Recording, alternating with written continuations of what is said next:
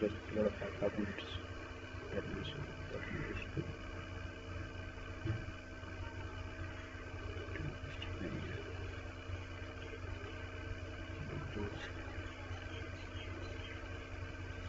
that's good.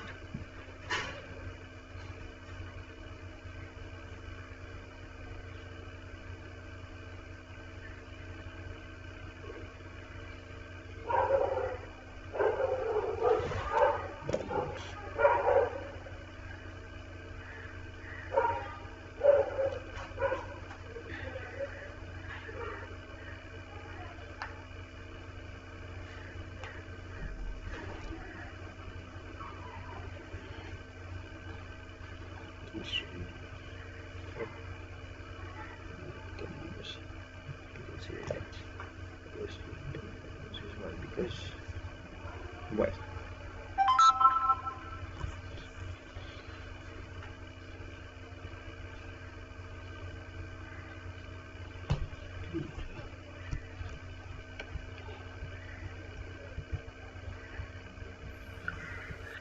If I was telling you sulfonyl, you can imagine very well how lupus can be used in hypertension. We know that throughout the kidney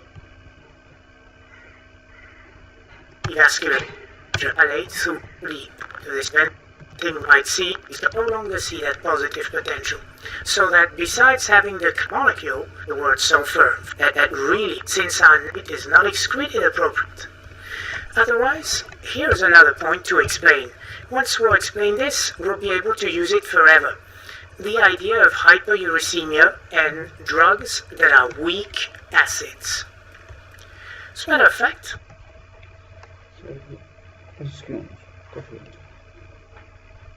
let me show you how to get hypokalemia and alkalosis. You remember how it happens? Yeah, I hear you just about smacking the screen, telling me that it's because of aldosterone secondary to hypovolemia, causing that early collecting duct to retain sodium to the expense of potassium and protons. And here I'm not losing inhibitors, so I see the classic alkalosis with hypokalemia. Yeah, I hear you. Loop diuretics and their side effects. We must expect hypokalemia and alkalosis. You remember how it happens?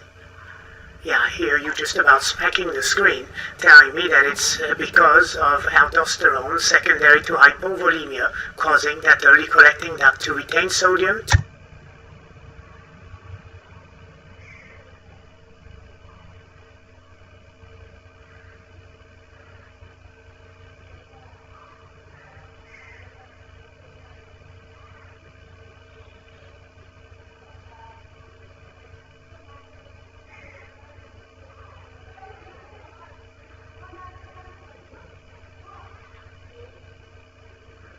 The expense of potassium and protons. And here I'm not losing bicarb like with carbonic anhydrase inhibitors, so I see the classic alkalosis. I think what really gives those drugs away in electrolyte panels would have to be the combined hypocalcemia and hypomagnesemia. Pay great attention to the hypocalcemia, since our next group of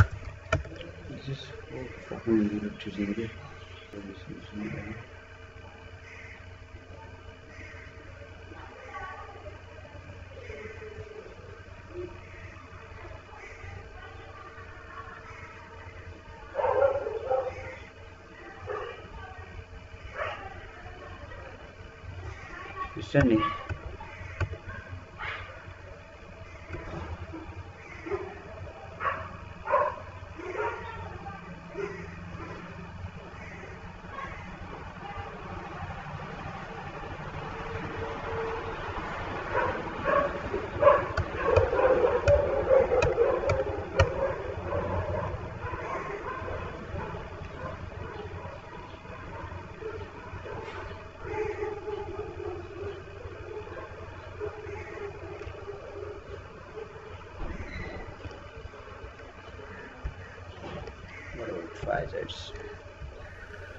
Thiazides and their mechanism of action in the distal tubule involve a symport to sodium and chloride.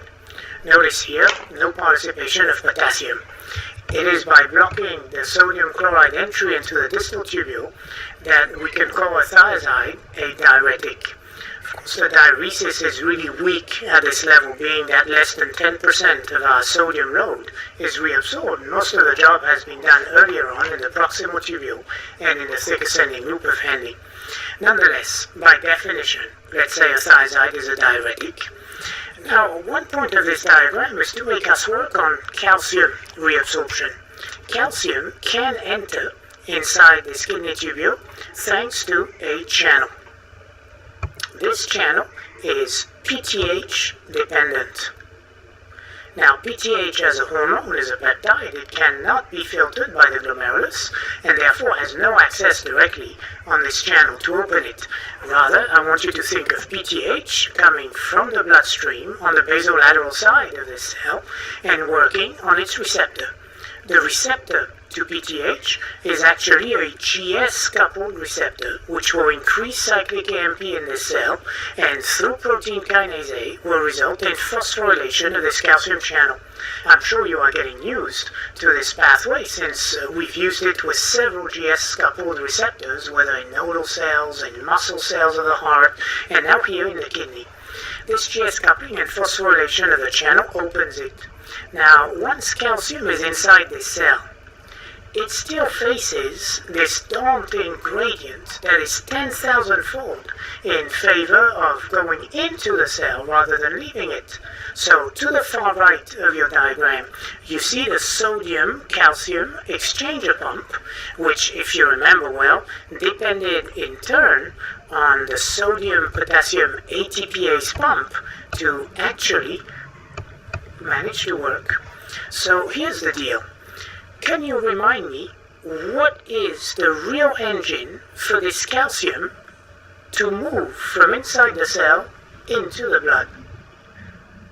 Are you remembering accordingly that it depends on the sodium gradient? Well, work it out with a thiazide. If I block sodium entry from the luminal side, what happens to intracellular sodium concentration? I'm sure you're thinking, well, if I block sodium entry, there is low sodium inside this cell. And with low sodium, this should help the sodium-calcium exchange. So that literally, providing PTH is available, there should be an increased reabsorption of calcium in the kidney in the presence of a thiazide. In a nutshell, thiazide should result in hypercalcemia. Contrast this to our loop diuretics that caused a hypocalcemia, and you now have a salient feature of a thiazide diuretic. So here is in text what drugs such as hydrochlorothiazides or indapamide, metolazone would be another one if you want to write it in here with me. These are just three of a group of drugs that, of course, encompasses many more members. They all share the same with me, increased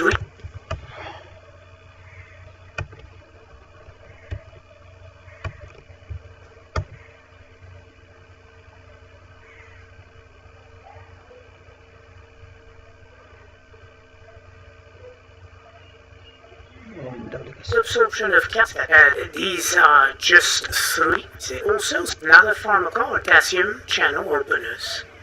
And if they're ATP-dependent potassium channel openers, doesn't it remind you some drugs that we know as antihypertensives? Of course, of the debate, not as a diuretic, but as a drug that would help my patient who has calcium stones.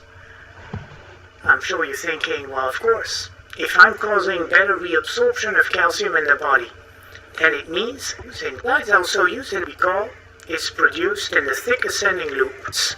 Now, this is a nice story again, and let me go back to the initial diagram.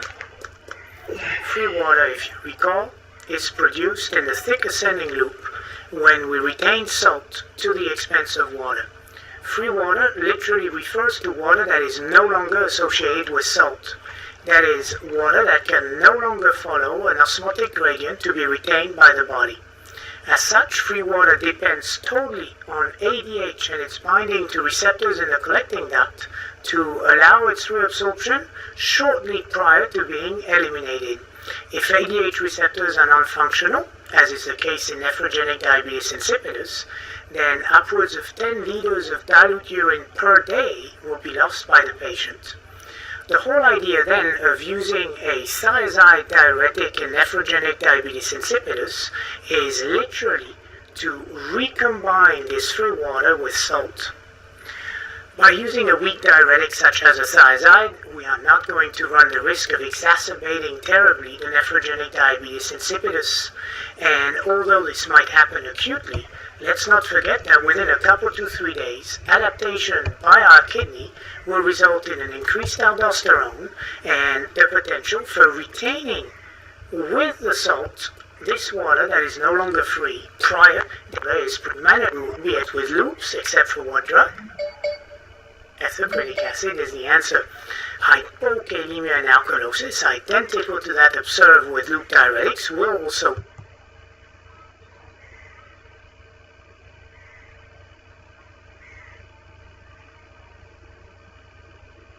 plague this patient. I think what you highlight big is the hypercalcemia. Remind kalemia hypersensitivity is an issue with thiazides, just as it was with loops, except for what drug? Ethylprynic acid is the answer. Hypokalemia and alkalosis, identical to that observed with loop diuretics, will also plague this patient. I think what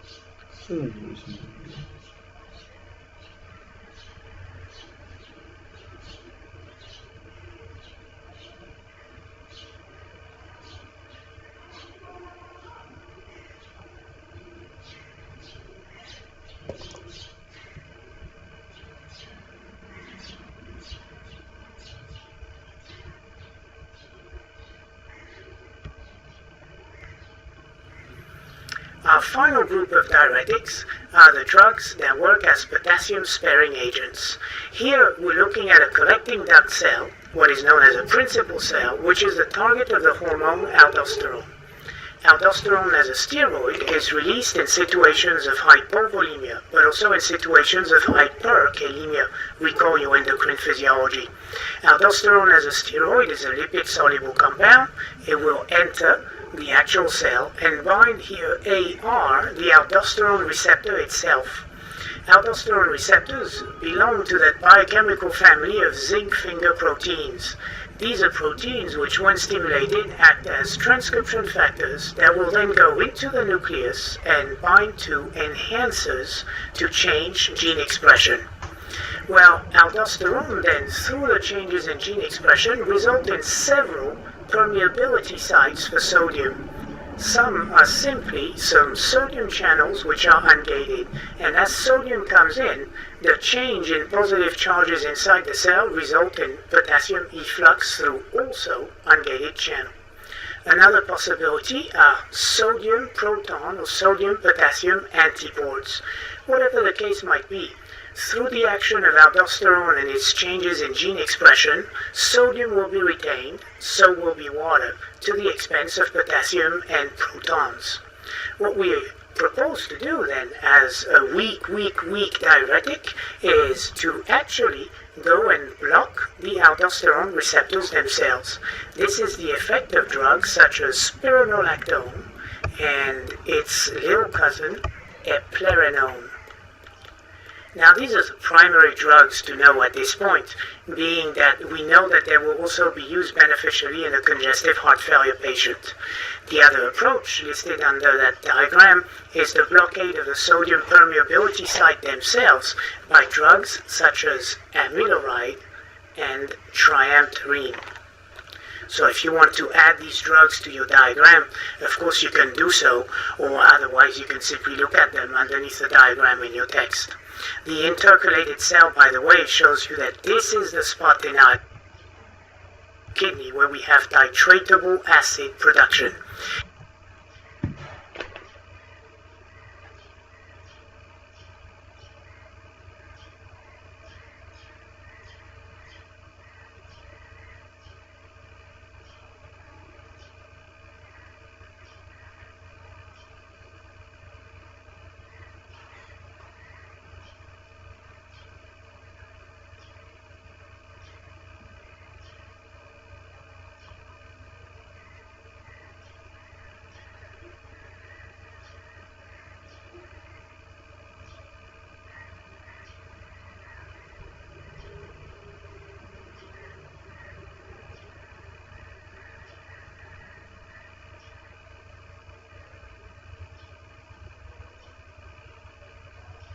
It's a place that is quite relevant for the excretion of ammonia, if you remember, since ammonia, NH3, once combined to the proton, becomes ammonium,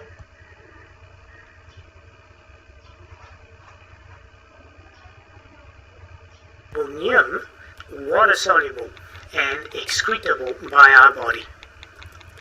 Well, here is the spironolactone. Spironolactone, first, as an antagonist, has zero efficacy. As such, it requires the presence of aldosterone to do its job. So aldosterone has to be elevated if I want to see some pharmacological effect of spironolactone. Aldosterone is, of course, elevated in congestive heart failure. Let's remember that when we decrease the cardiac output, the actual kidney, through renin and angiotensin, will sense that drop in pressure and cause aldosterone release.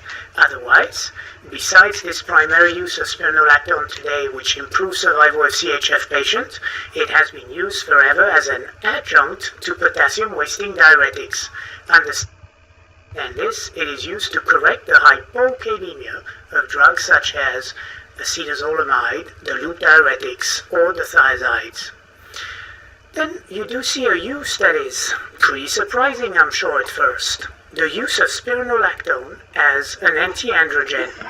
Well, this stems from the fact that as a steroid receptor antagonist, spironolactone is really not selective. It can actually also block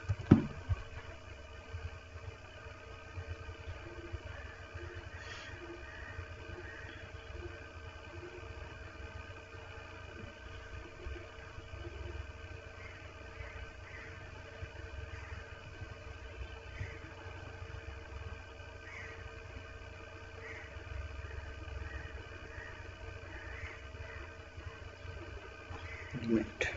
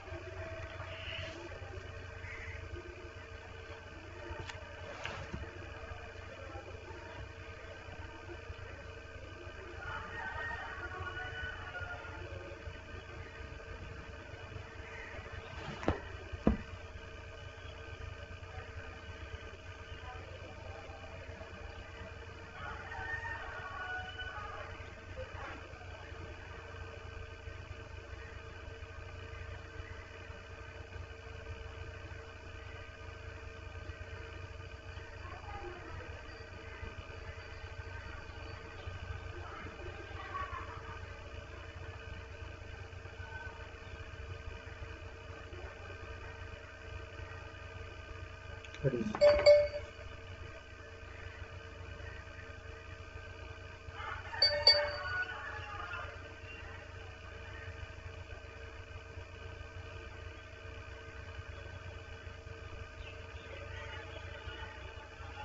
this is little syndrome, and this I'm talking about tubular food bag problem.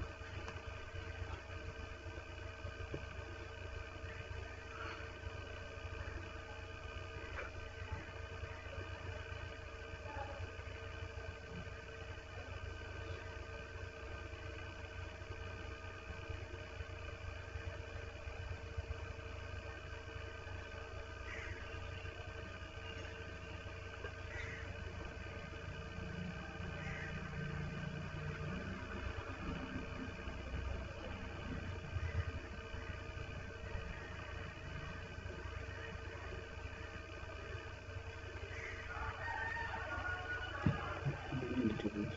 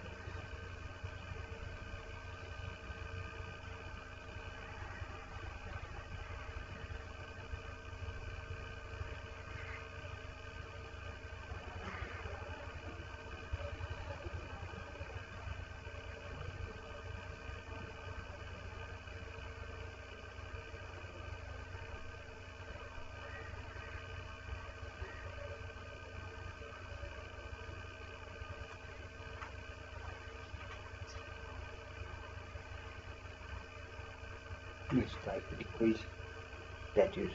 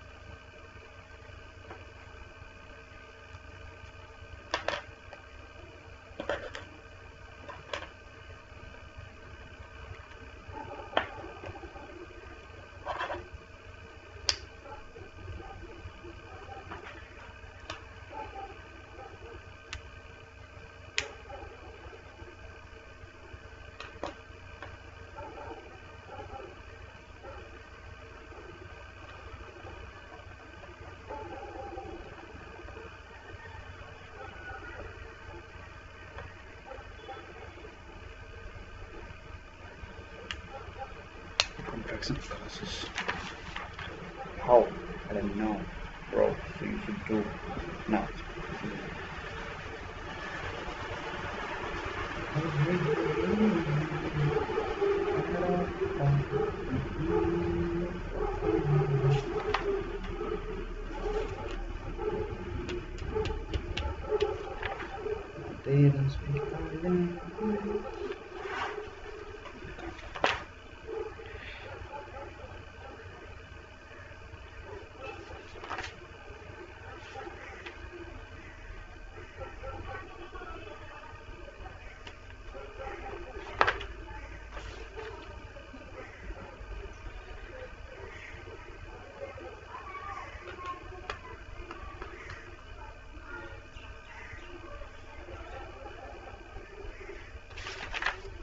Turning plus contraction classes.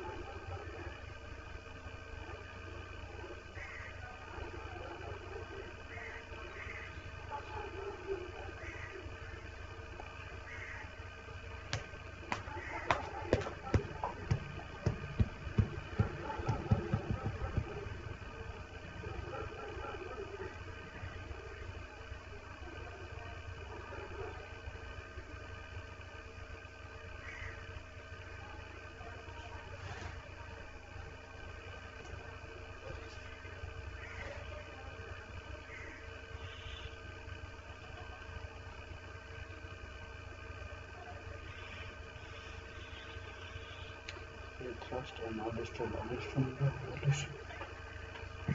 various interactive. So one is shape in one day. So what is this? Nothing. Thrust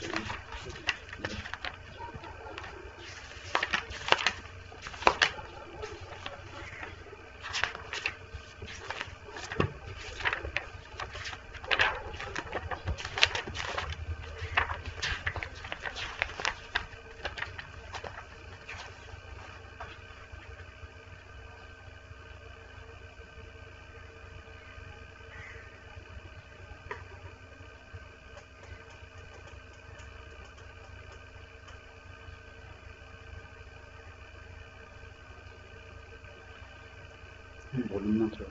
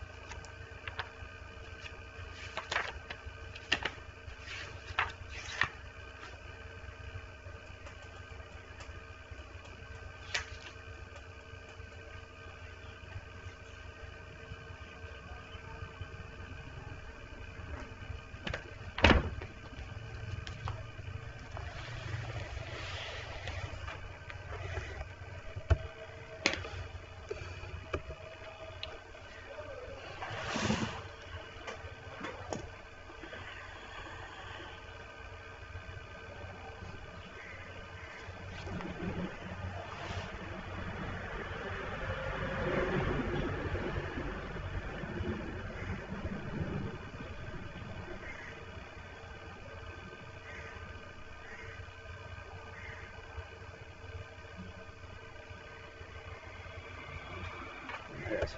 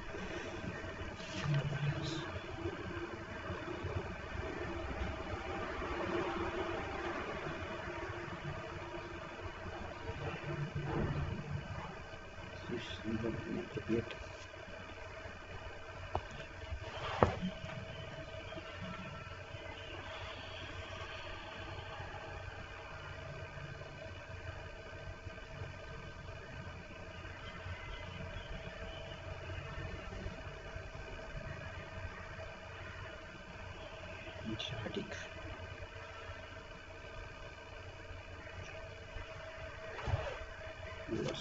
It's divided and just one.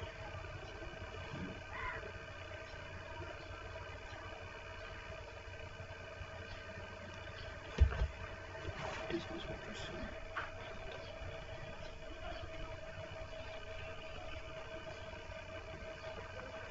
I have understood my goal. First view. But then,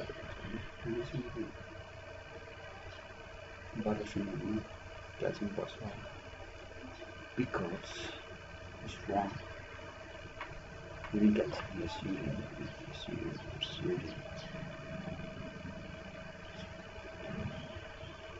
Oh, I lost. I didn't remember because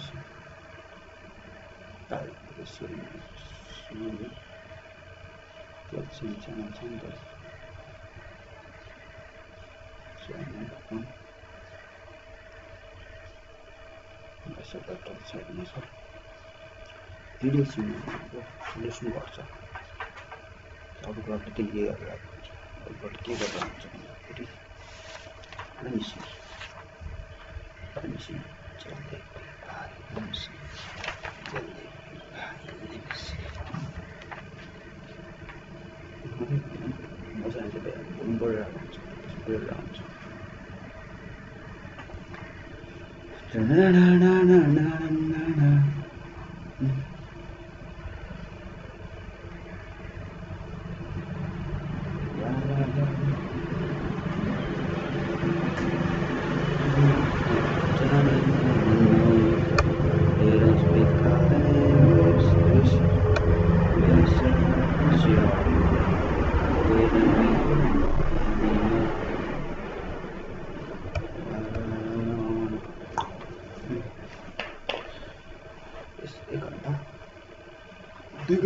Oh, I haven't completed yet.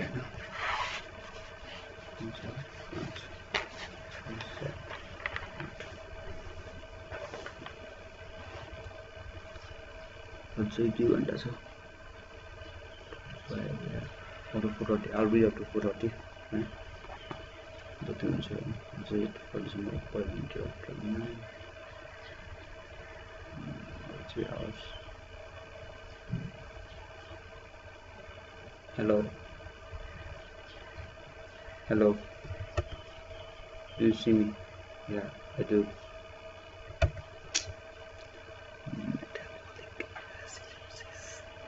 pH also obviously. PCO2 done now. Compensatory response हो गया. Dead को metabolic भएको छ bicarbonate घटेर. So that's why this metabolic alkalosis बढेको छ. Okay. Simple. Respiratory solvency depending on this community. Henderson-Hasselbalch equation. I don't give a fuck to this equation. Or should I? I don't know. Predicted respiratory combination for a simple metabolic disease can be calculated using the Winter's formula. If measure PCO2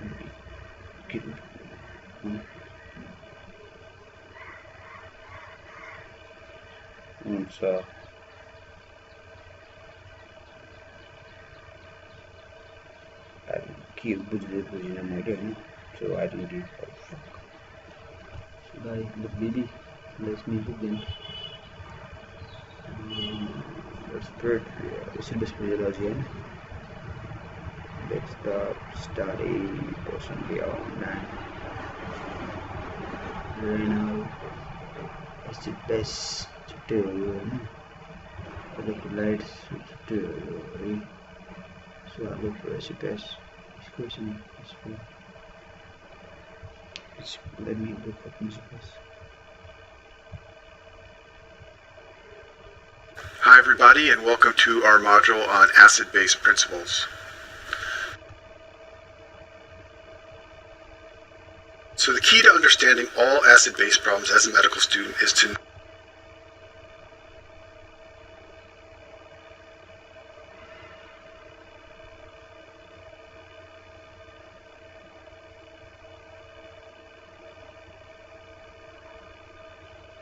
know the acid-base equilibrium equation, which I've drawn on this slide here.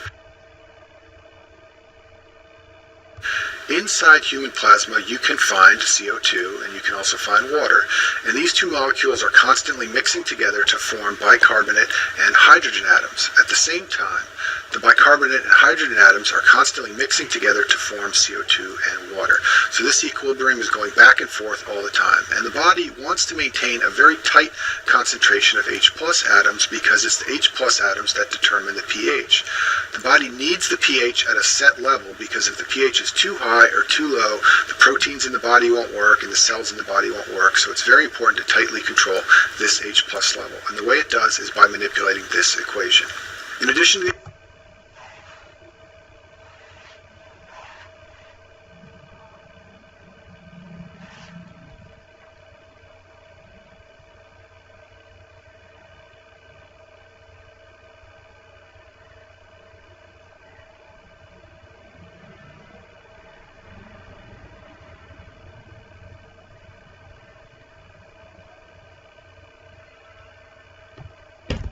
equation, the next thing you need to know is that the level of bicarbonate is maintained by the kidneys and metabolism. The CO2 levels are maintained by the lungs, so you can get a high or low CO2 level if the lungs aren't working. So as I said, to understand acid-base disorders, you simply need to remember this equation.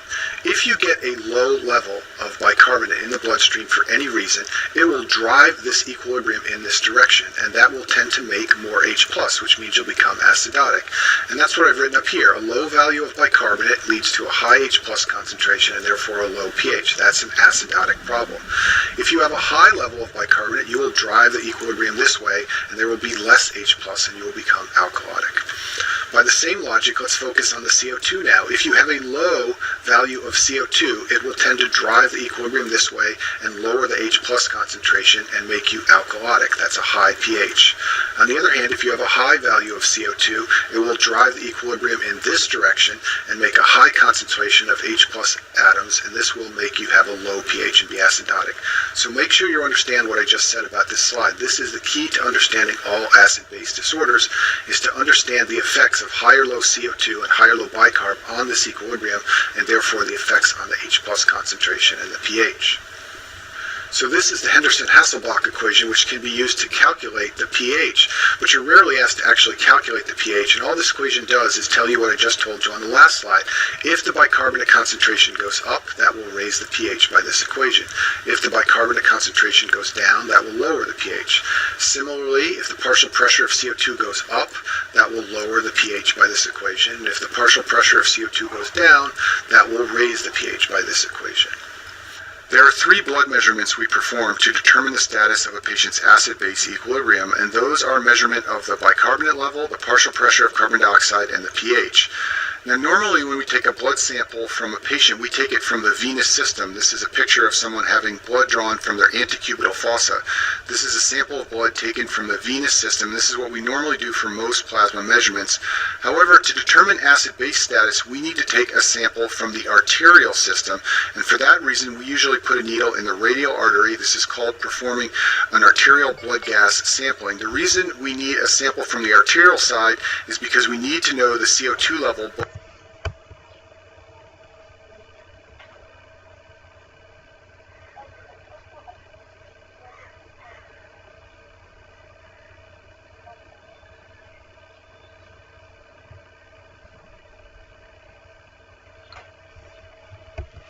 Before blood has gone through the tissues and metabolism has occurred. So from an arterial blood gas sample, we can measure the bicarbonate level, the partial pressure of carbon dioxide, and the pH, and that will tell us the patient's acid-base status. On the screen here, I've shown the normal levels for each of these measurements. A normal bicarb is about 24, a normal PCO2 is about 40, and a normal pH is about 735 to 745. So let's talk about a few word definitions that you need to know. So an acidosis or an alkalosis is a medical condition that alters the hydrogen levels. Acidemia or alkalemia means you have a high or low pH in the bloodstream. So you can have an acidosis without acidemia if you have a mixed disorder. So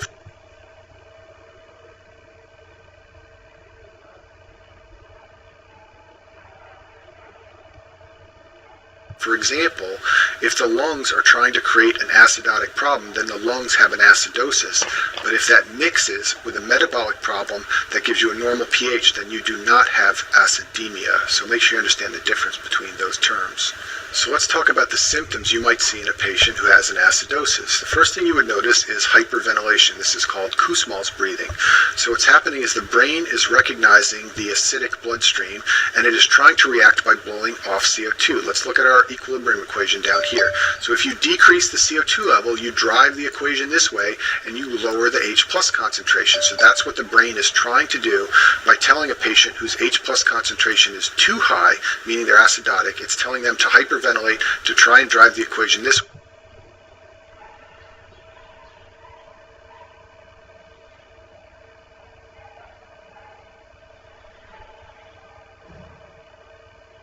way and bring that H plus concentration down.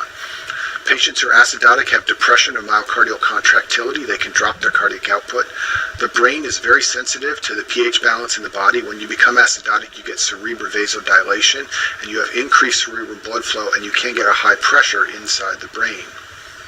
If you have acidosis from high levels of CO2, you can get CNS depression.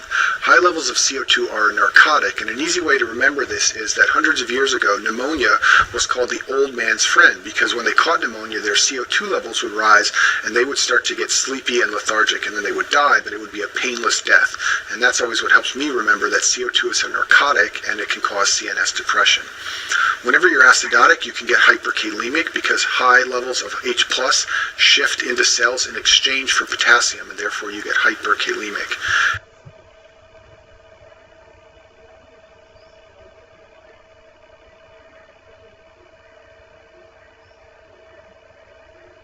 And then the last thing that happens when you're acidotic is you shift the oxyhemoglobin dissociation curve. This is called the Bohr effect, and lowering pH leads to hemoglobin releasing more oxygen. The easiest way to understand the Bohr effect is to draw a curve. So if we draw a curve with oxygen concentration down here on the x-axis and the saturation of hemoglobin up here on the y-axis, we find that there's a relationship between these two things that looks something like this. When you become acidotic, you shift this curve to the right so that you get a new curve like this. So what's going to happen here is for any given O2 level, there will be less saturation of hemoglobin than there would be if you were on the normal curve. And the reason for this change is because those H+ atoms tend to push oxygen off of hemoglobin. So the result is that oxygen more easily leaves the hemoglobin, and the hemoglobin is less saturated at a given oxygen level if you're in an acidotic environment. That's called the Bohr effect, and make sure you understand that. Now let's talk about symptoms of patients who are alkalotic. So they get inhibition of their respiratory drive. This is the reverse of the mechanism we described for acidosis. The brain wants the body to retain CO2 so that it will increase the hydrogen atom concentration and bring the pH back down into normal.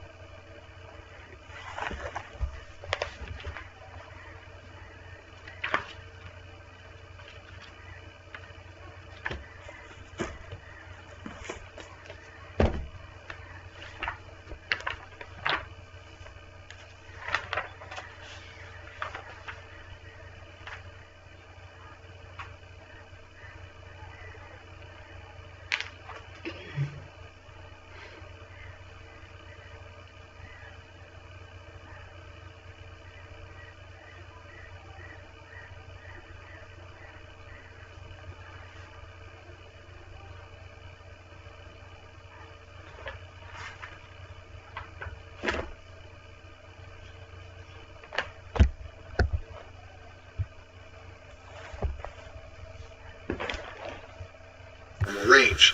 Alkalosis, just like acidosis, can cause depression of myocardial contractility, and then you get cerebral vasoconstriction where you're alkalotic, and you get a decrease in cerebral blood flow. Alkalosis can cause hypokalemia because it shifts potassium into cells, and then you get the reverse of acidosis. You shift the oxygen hemoglobin dissociation curve to the left in this direction when you are alkalotic. So what you need to learn how to do when you're a medical student is how to solve acid-base problems. And in these problems, they are going to give you the pH and the bicarbonate concentration and the PCO2 level and ask you what is the disorder. Now in the second module on acid-base disorders, I'll discuss specific acid-base problems and what causes them. What I'm going to do here is describe the general approach to resolving an acid-base problem. So the first step when you're faced with an acid-base problem is to check the pH. If the pH is less than 7.35, then you have an acidosis. Bicarb is about 24. The normal PCO2 is about 40, and determine the status of an acid, which is 4, about 7 word definitions that you need to know. So an acidosis or an alkalosis.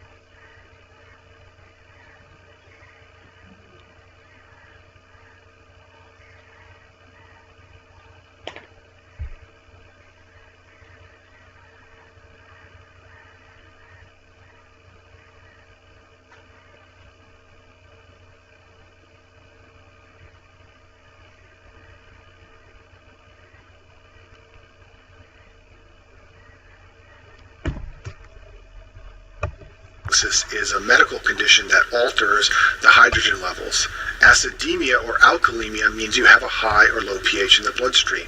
So you can have an acidosis without acidemia if you have a mixed disorder. So for example, if the lungs are trying to create an acidotic problem, then the lungs have an acidosis. But if that mixes with a metabolic problem that gives you a normal pH, then you do not have acidemia. So make sure you understand the difference between those terms.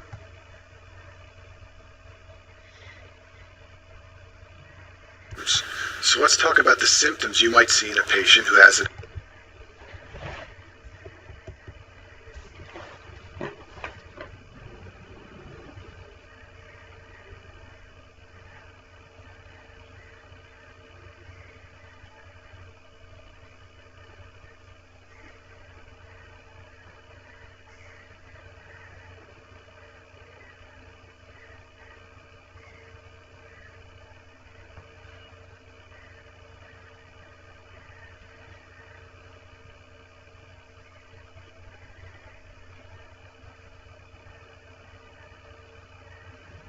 metabolic problem that gives you a normal pH, then you do not have acidemia. So make sure you understand the difference between those terms. So let's talk about the symptoms you might see in a patient who has an acidosis. The first thing you would notice is hyperventilation. This is called Kussmaul's breathing. So what's happening is the brain is recognizing the acidic bloodstream, and it is trying to react by blowing off CO2. Let's look at our equilibrium equation down here. So if you decrease the CO2 level, you drive the equation this way, and you lower the H plus concentration. So that's what the brain is trying to do by telling a patient whose H plus concentration is too high, meaning they're acidotic. It's telling them to hyperventilate to try and drive the equation this way and bring that H plus concentration down. Patients who are acidotic have depression of myocardial contractility. They can drop their cardiac output. The brain is very sensitive to the pH balance in the body. When you become acidotic, you get cerebral vasodilation, and you have increased cerebral blood flow, and you can get a high pressure inside the brain. If you have acidosis from high levels of CO2, you can get CNS depression. High levels of CO2 are a narcotic, and an easy way to remember this is that hundreds of years ago, pneumonia was called the old man's friend, because when they caught pneumonia, their CO2 levels would rise every year and bring the pH back down into normal range. So high pressure inside the hundreds of plus the brain wants the body to retain CO2 so that it will increase the hydrogen atom concentration and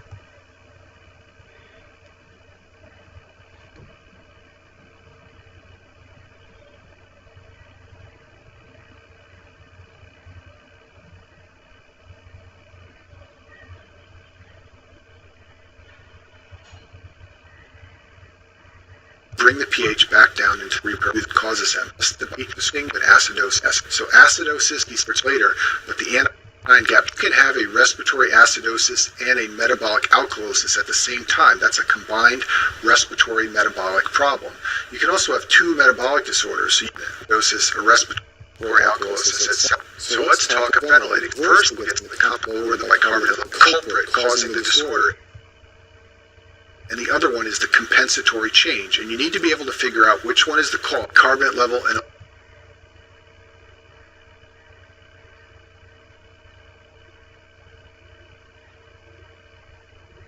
low PCO2 level.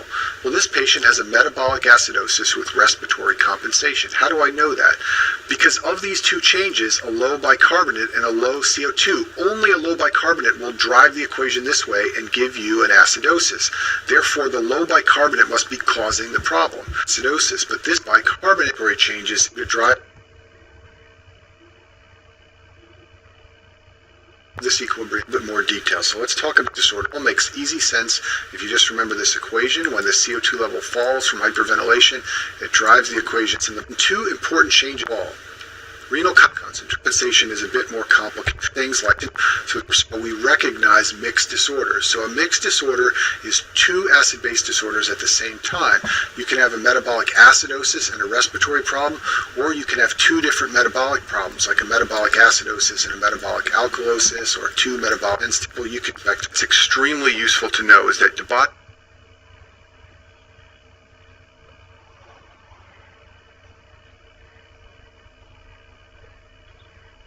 he cannot compensate the rate in order. If the bicarbonate level is lower than expected to, is an outcome burden for acute and chronic respiratory acidosis. And finally, there's something called the delta-delta, which we'll talk about in another module for anion gap acidosis problems. So if you have any kind of metabolic acidosis,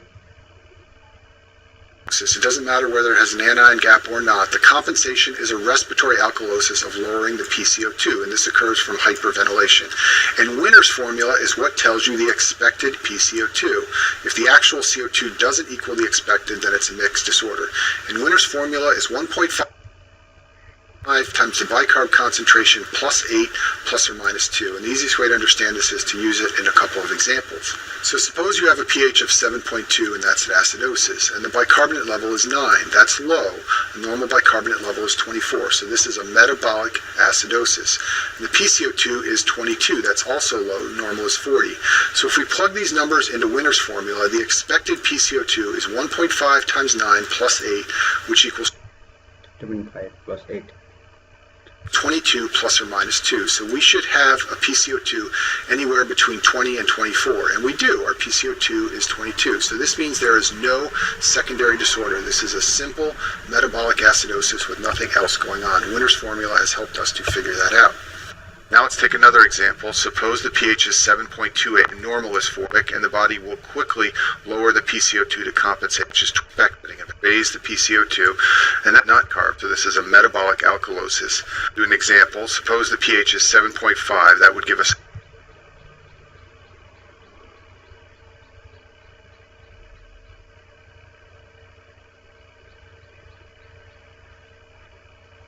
alkalosis. The bicarb is 30. Try to expect this picture. These buffers are things that are an expected comp formula rotted by 10 or red normal. Compensate. That would be late, and that's bodic. And this gives you a pH that's closer to normal of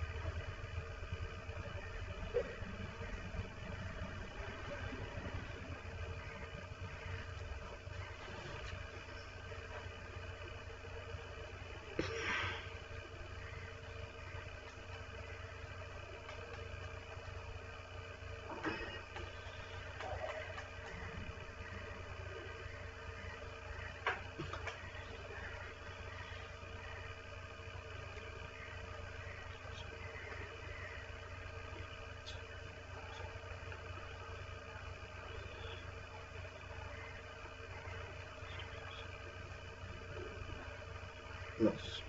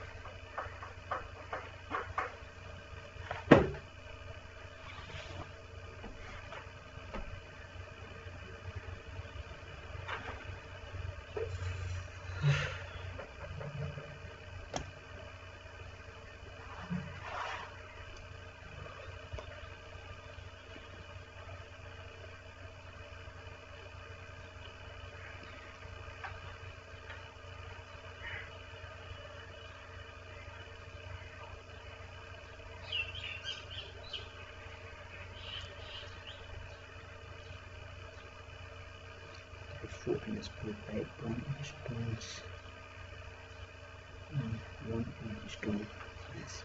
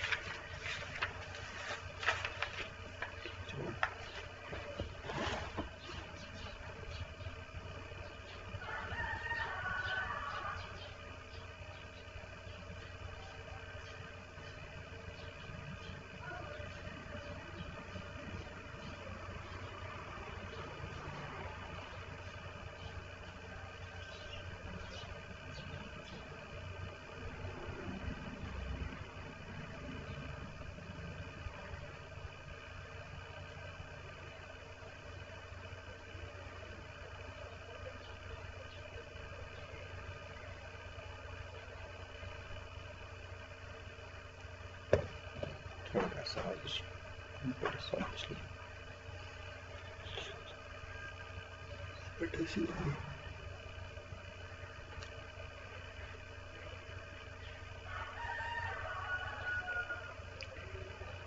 Pahiuga siya.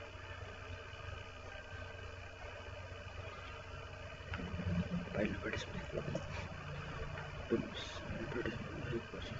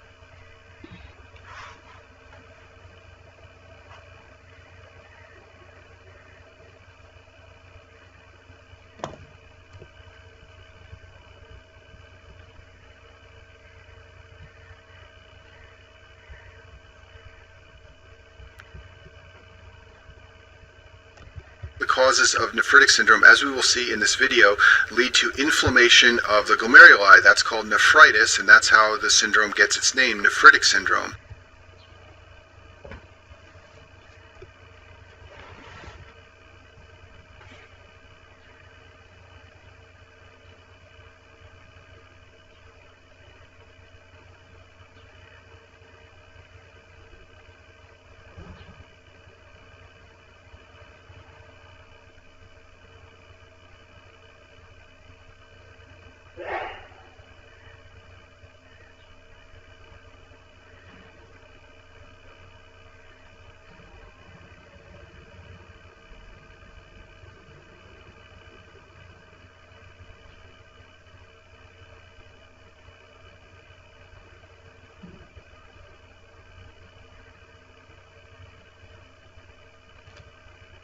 When there is inflammation in the glomeruli, the filtration barrier to red cells and protein is lost.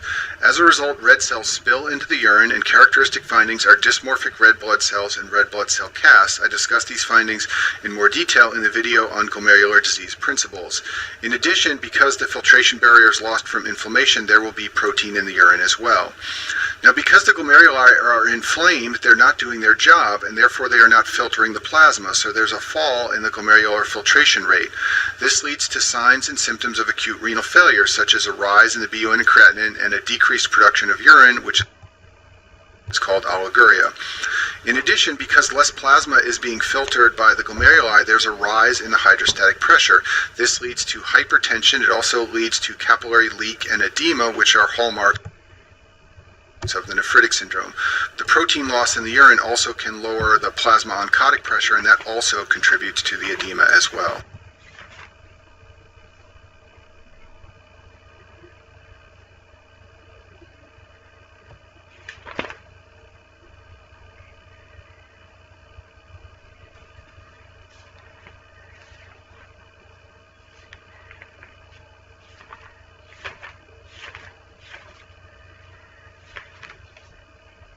So the classic presentation is for a patient to develop dark urine from red cells in the urine, swelling and edema. There are often signs of fatigue. This is due to uremia.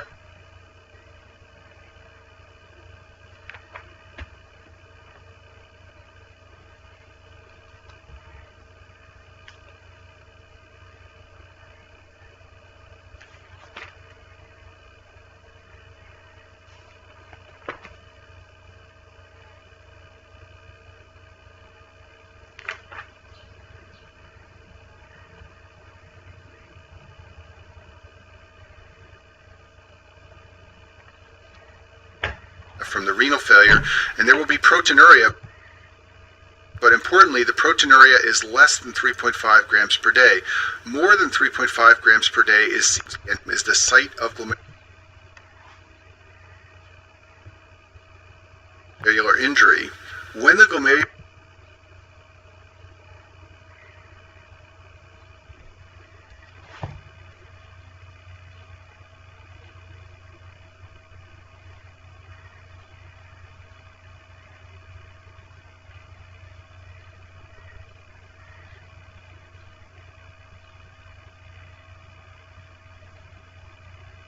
injury is limited to the podocytes. There's a video about it separately.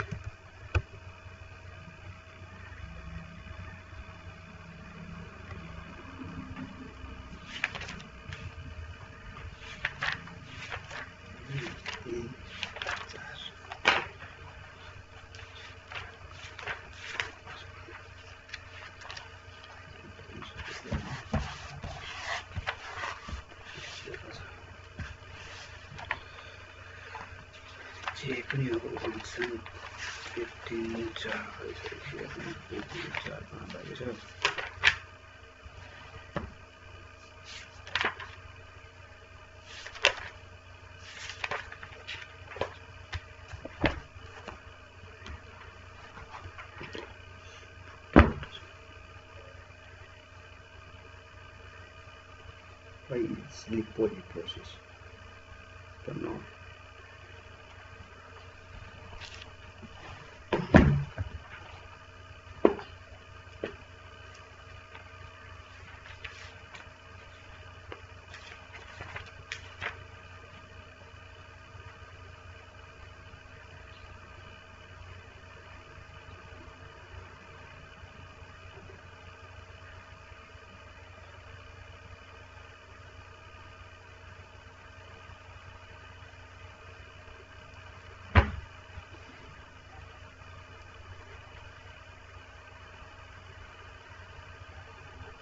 It's not very normal.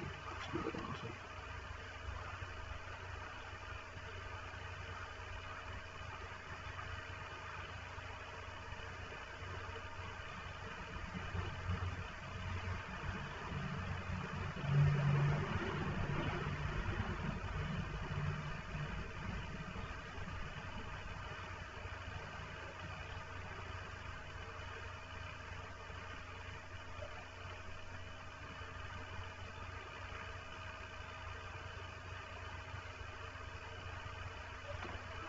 I. Hey.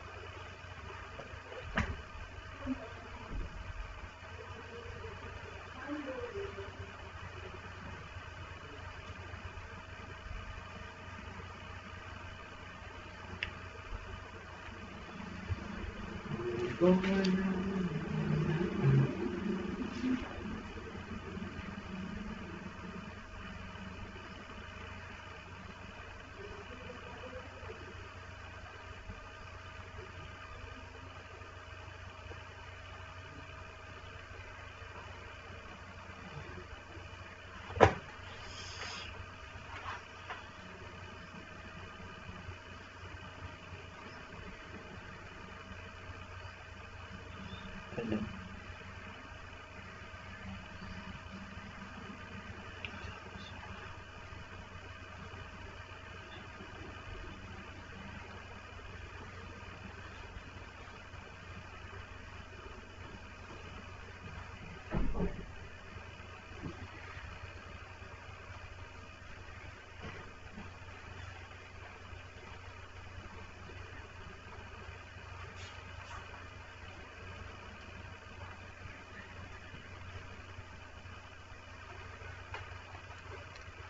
They don't speak our language.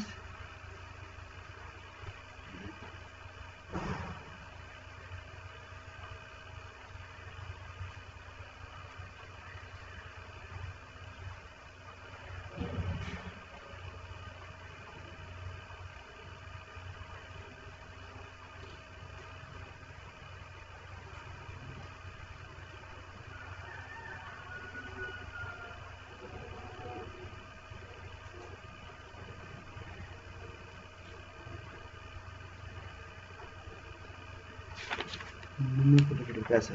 Esa cosa.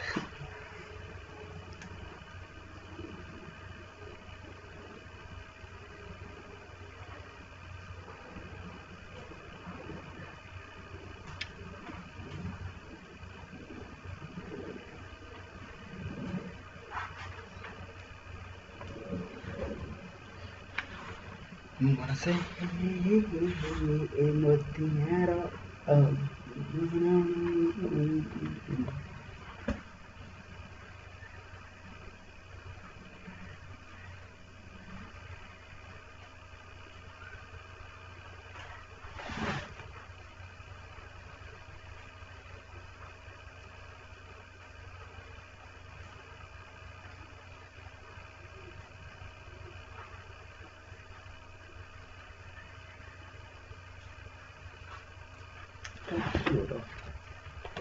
Black stick. Like 3, sorry.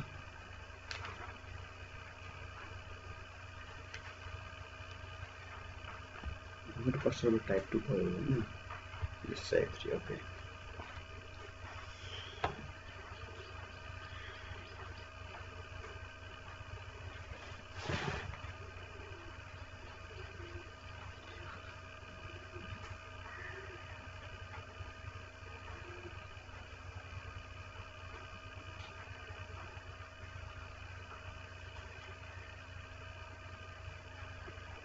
This is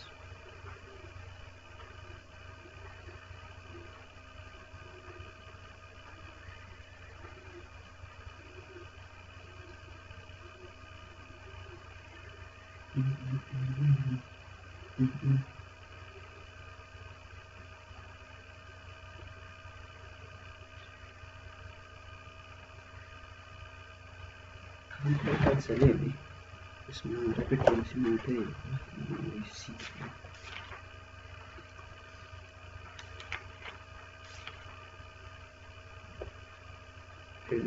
okay, nice.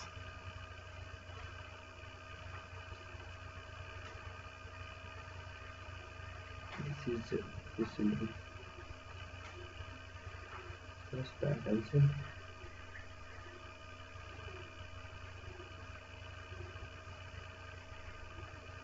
Plus 16.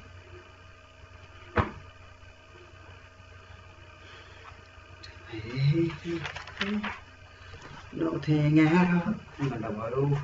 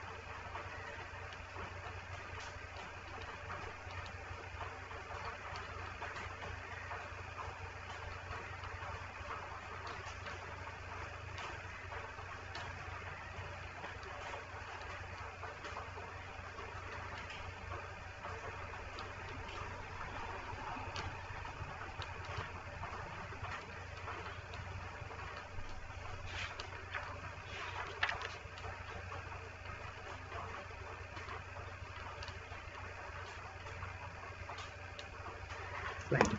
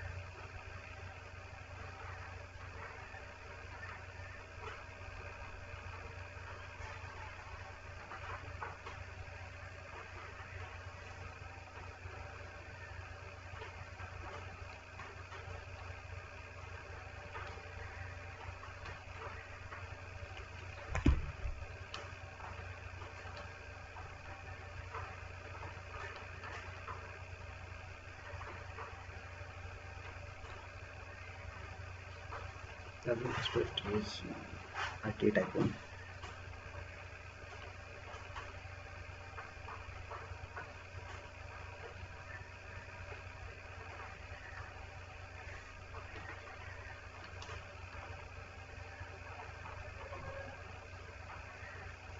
Please also.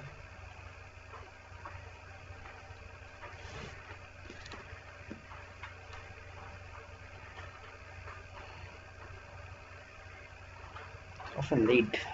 Coffin lid. This is like dumbbell. This is coffin lid. Dumbbell users.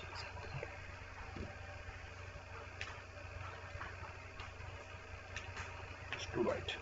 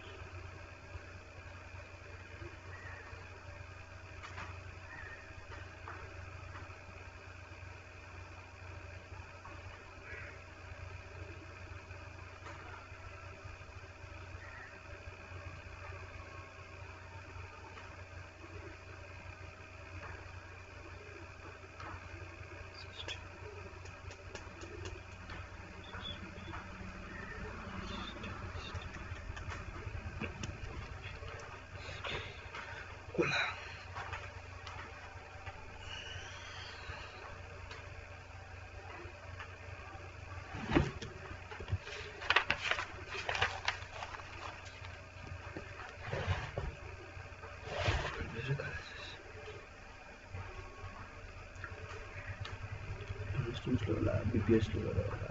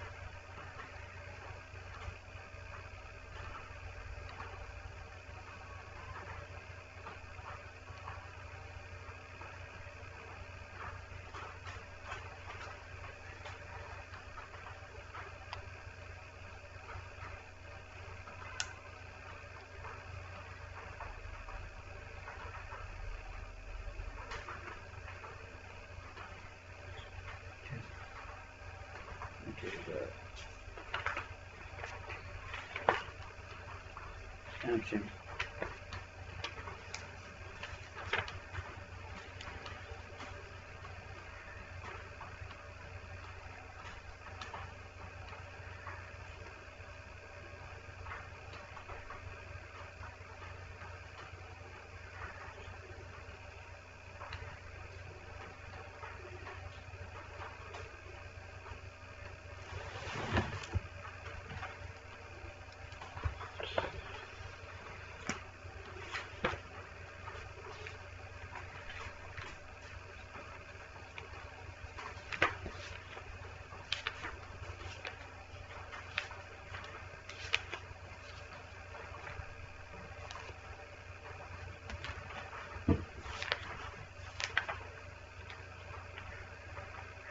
Two loads, but it's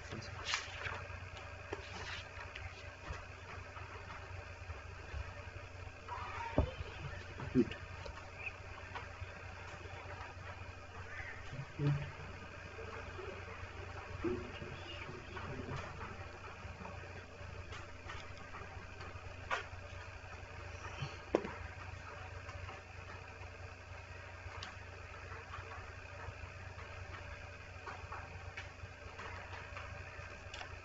यति हावा पर्दैन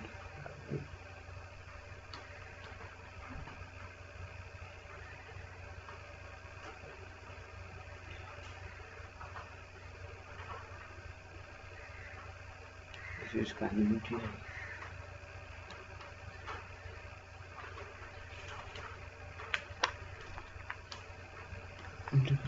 implication, the complications part.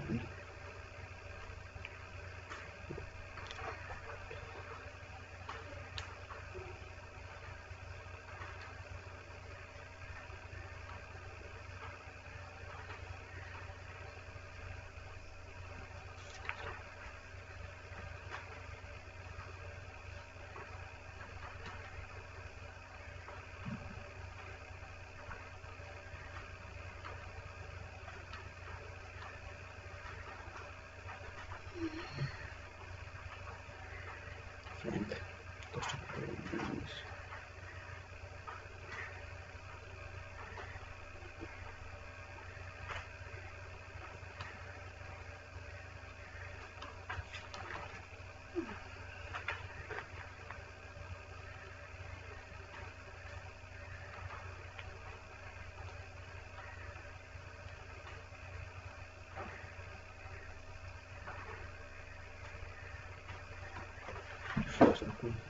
Story गर्दा हुन्छ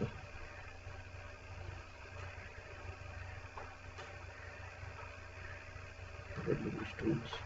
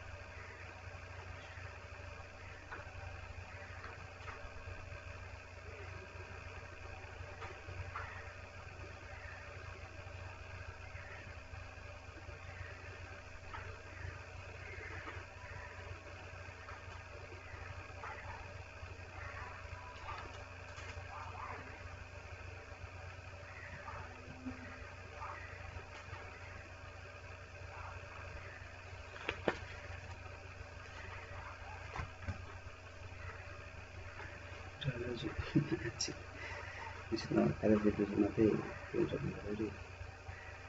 Oh no. It's wrong. Sodium.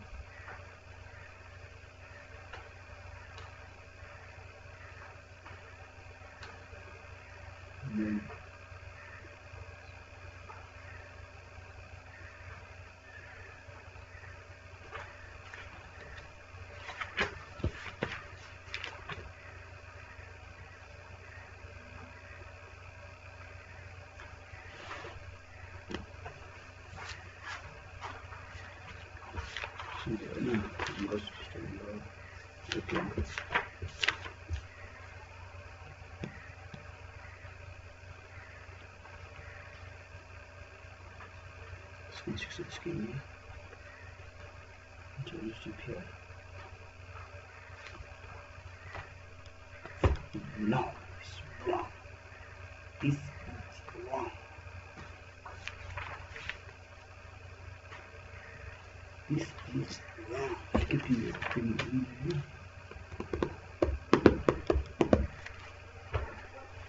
Macro denser.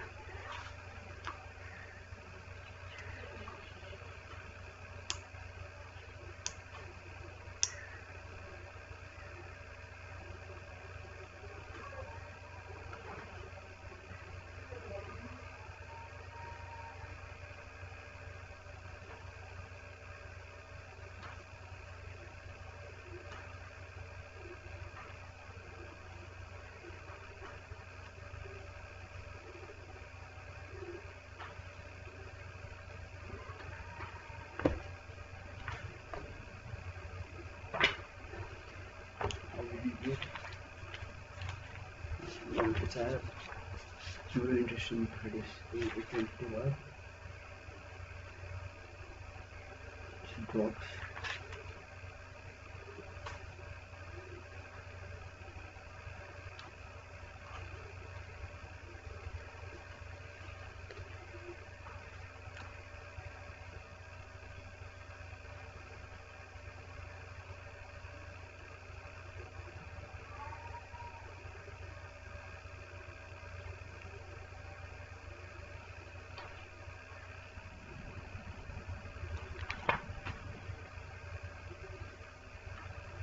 Cycle.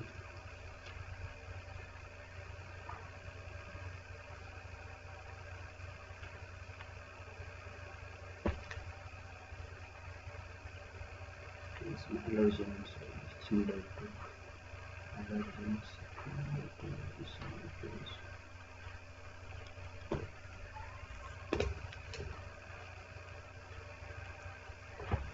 Skin toxic recovery also. This is ischemic type, this is toxic type. P, painting, penicillin, proton pump. Sorry, P, penicillin, proton pump, pin, so combined skills. It is why actants and use as essentials. Influence motion to drop.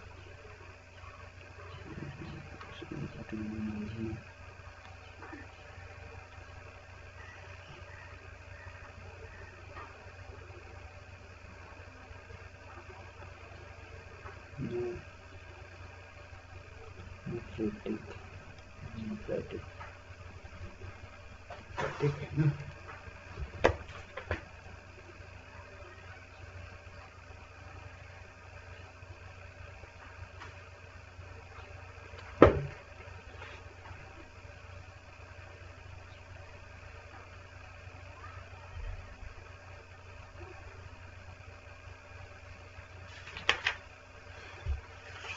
Oh, fucking hard.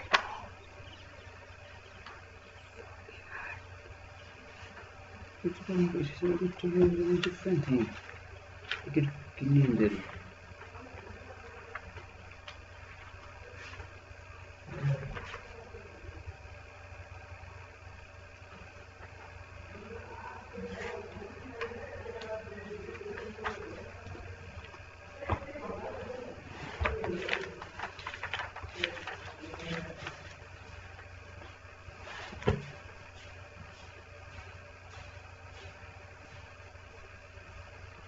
So even transfer together is okay. Becoming discriminate.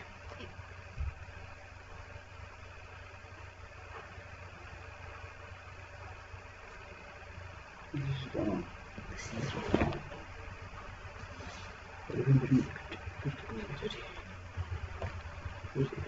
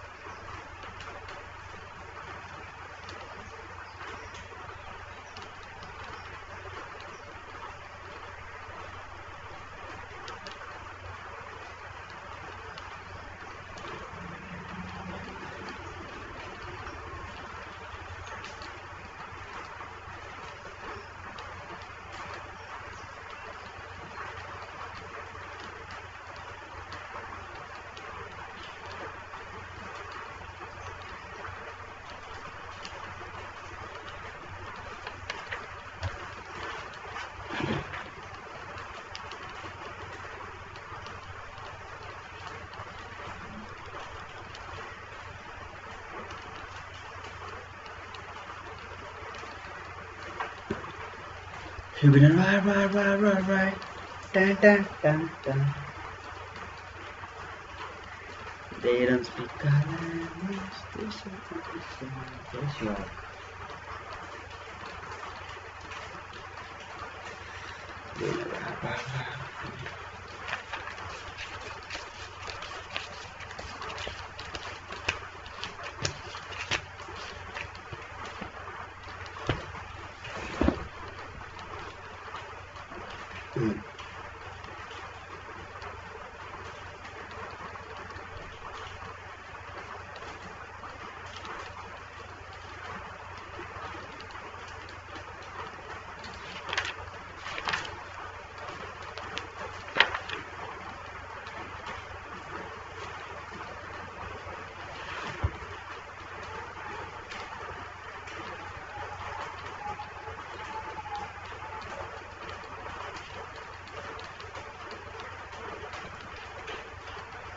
Yeah, set back. Can I set it?